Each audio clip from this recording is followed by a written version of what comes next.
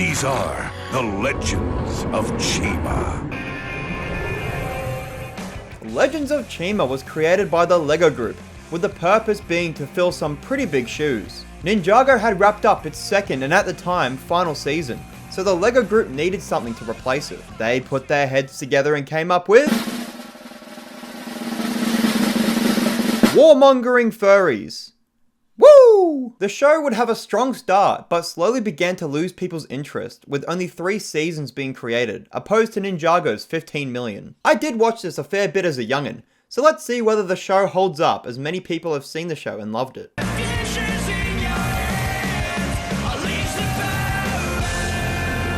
Our protagonist is Laval, and we follow his ongoing war with Kragger the Crocodile over a powerful source called Chi. That's mainly what the whole first season is about. The main driving force for all this fighting is Kragger's sister Cruella, who drugs her brother so she can manipulate him. Oh my god. Yeah, Kragger doesn't actually want to fight anyone, but Cruella keeps drugging him, so his judgment is clouded, which is really sad to see. So Kragger's parents were dropped in this gorge, which everyone thinks is bottomless, but they spoil it in the same episode that they survived. Kragger at first blames the lions, even though he fucked himself, but whatever. He eventually realizes that it wasn't their fault, but Cruella does her thing and bam, conflict. Laval has no choice but to fight back to protect himself and the land, but all he wants is his best friend back. Aww. Each side is aided by the 8 main animal tribes. Lions, crocodiles, eagles, wolves, ravens, bears, gorillas, and rhinos. We also get a lot of episodes that don't relate to the war. I probably shouldn't be saying war. It's more like play fighting. There is a lot of conflict in these episodes, but it gets almost squashed by the next episode, as the tribes are all getting along again. Nothing feels like it has too much impact. There's also an awful amount of racing episode, which gets kind of repetitive after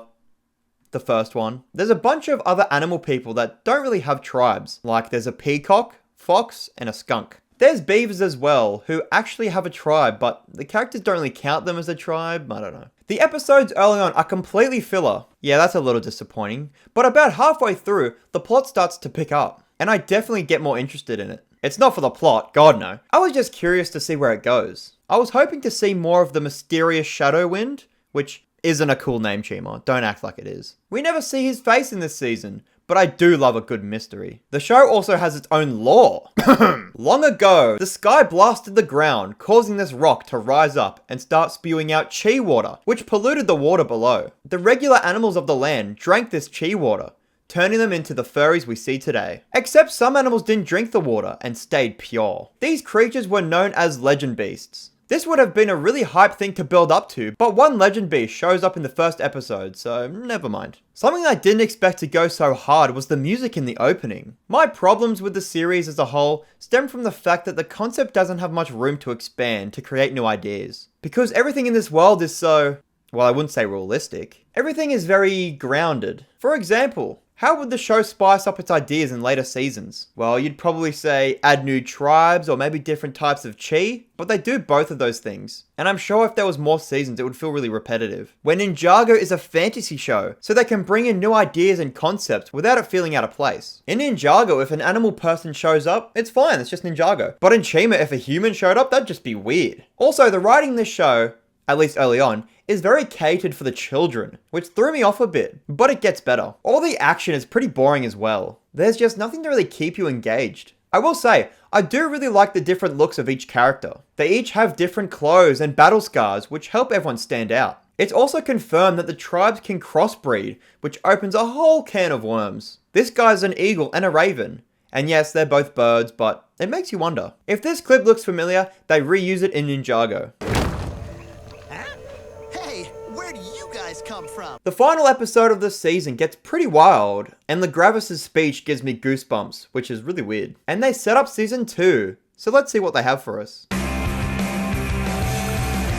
This season has our main characters from each tribe head into the dangerous Outlands to track down and bring home the legend beasts, so they can restore Mount Kavora. I'm a big fan of this idea, as we heard of the Outlands so many times during the first season. It's also a nice change of scenery. We have 3 new tribes who were born thanks to Laval. He threw some chi orbs down the bottomless gorge early last season, so all the cave animals were changed into these guys. Scorpions, spiders, and bats. Going from the personal conflict of last season to these guys makes them stand out less, but they are essentially obstacles in the way of the legend beasts. I enjoyed having the main characters be in this small group, so their personalities have more room to shine, instead of having the massive armies around all the time. They all also get new threads, thanks to a new character, Levertus, who was actually foreshadowed last season. The last time we exiled one of our tribe. You mean Levertus? He's actually been around for a while, as it's revealed that he was the mysterious Shadow Wind. Oh my god, that's not all. He's also Laval's uncle and brother to Legravis. But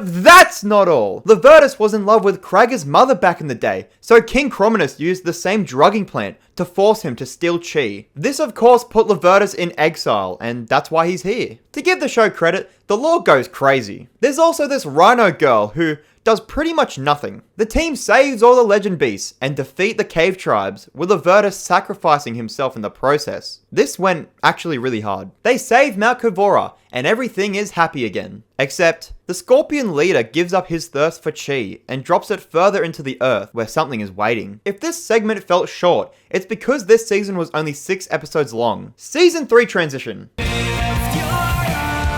The final season of the show. Was it satisfying? Yeah, I guess. The conflict this time around starts when the Scorpion Laval gave chi to drops it further into the earth, where ancient tribes from thousands of years ago reside, frozen. Thanks to the chi, one is awakened. Then he awakens the rest of these hunter tribes. The saber-toothed tigers, mammoths, and vultures are some of the new tribes who have the power to command ice. In the second last episode, it's revealed that there was a 4th ice tribe, the Ice Bears, which actually surprised me. While on the flip side, there are fire tribes, the phoenix, tigers, and leopards. These tribes have access to a new type of chi, fire chi. Wow, creative name. You can see where this is going. Laval and friends need to use this fire chi to stop the hunters from conquering Chima. Eris actually gets something to do in this season, when she starts having visions which foreshadow future events, like the mysterious panther, who turns out to be a character we already know. Tormak, who is the father of Lyella, Laval's love interest. The characters who aren't Laval, Kraga, or Eris don't really have much to do, and they aren't in the season for most of it.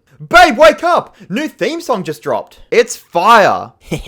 As well as getting a bunch of new tribes, we also get a lot more lore, as the Hunters and Phoenix were around thousands of years ago. They were actually the reason that Mount Kavora was ripped out of the ground. That's really cool how they added to the lore of the show, without it feeling hard to believe, or contradicting itself. The season does take a long time for anything of note to happen, like we're just back to mindless war, for most of the episodes at least. I can't say I like Sir Fangar all that much. He starts out very threatening, but as soon as the gang get fire chi, he becomes a joke. Him and the other hunters do have really cool designs, with their body parts glowing. The best character from last season returns, Levertus. And yes, he did sacrifice himself last season, so I guess the fake out deaths from Ninjago leaked over here. The 8 main characters help save the day, and the Phoenix fly off. The final shot of the show...